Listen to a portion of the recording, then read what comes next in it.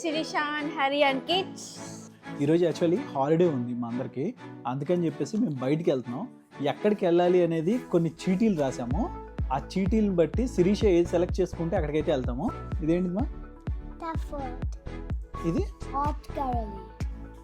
ఇది what bury bury. Okay, మనం ఇప్పుడు ఎక్కడికి వెళ్తున్నాం? You don't know. మేము ఎక్కడికి వెళ్తున్నాం అని మాకు తెలీదు, శిరీష డిసైడ్ చేస్తుంది. ఇప్పుడు శిరీషని పిలిచేద్దాం.